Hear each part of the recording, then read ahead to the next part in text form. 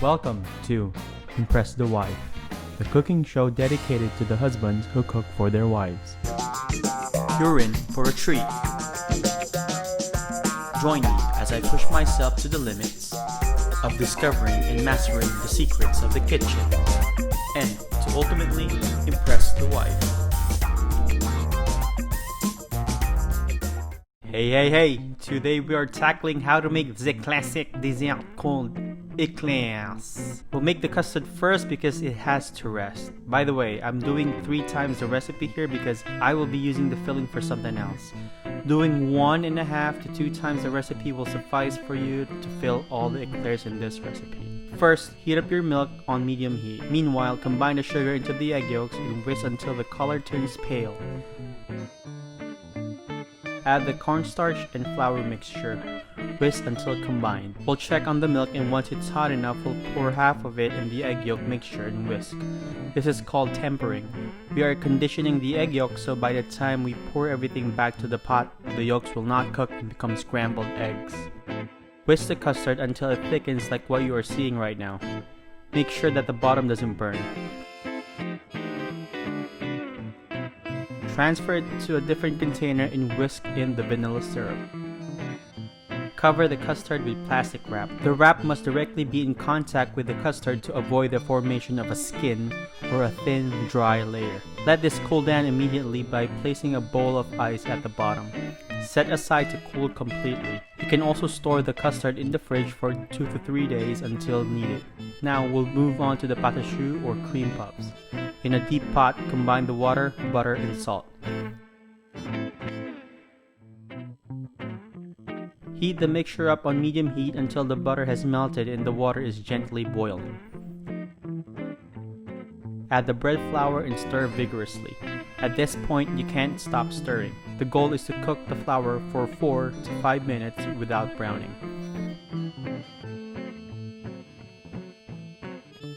We'll transfer the pot onto our work surface and let it cool down for 5 minutes while continuously stirring.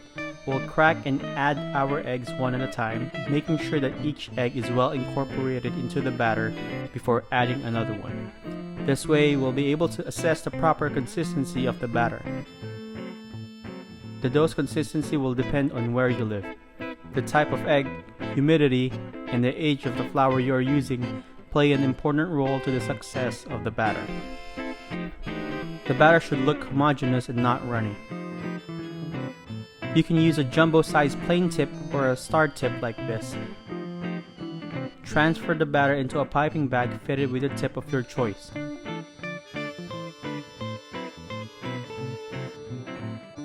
Pipe straight lines about 4 to 5 inches long until you fill the tray. Make sure to give a little bit of space in between eclairs.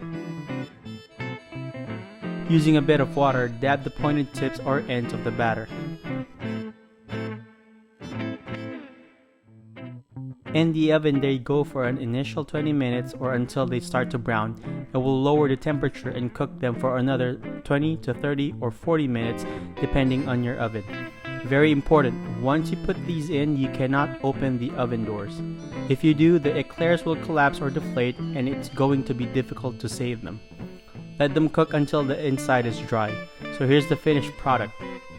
They're nice, crunchy, and golden brown, and you can hear that the inside is hollow by tapping your fingers against it. Set these aside to cool completely. Now we'll be finishing the filling. I have here heavy whipping cream that I am going to whip until stiff peaks.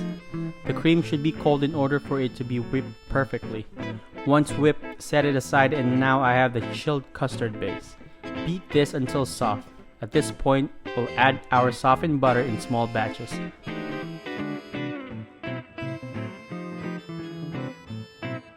Finally, fold in the whipped cream batches as well until fully incorporated. Transfer the filling into a piping bag with a small plain tip like this.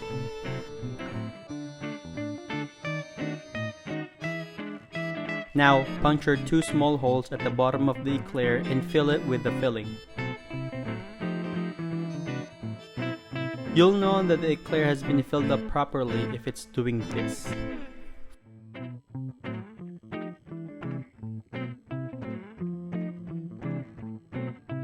Finally, here I have the cream and chocolate that I melted in the microwave for a minute or two. Add more cream if you think that the ganache is too stiff. Just stir until well combined, and we are going to dip the top portion of the cream puffs into the ganache like this. And that is it. I suggest you let this rest for at least 2 hours or overnight in the fridge before consuming, so that the flavors will marry wonderfully. But if you can't wait, I don't blame you. Enjoy with the wife.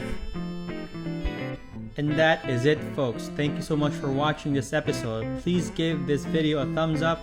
Also, please subscribe to my channel to get notifications on upcoming videos or recipes. Until then, see you next time.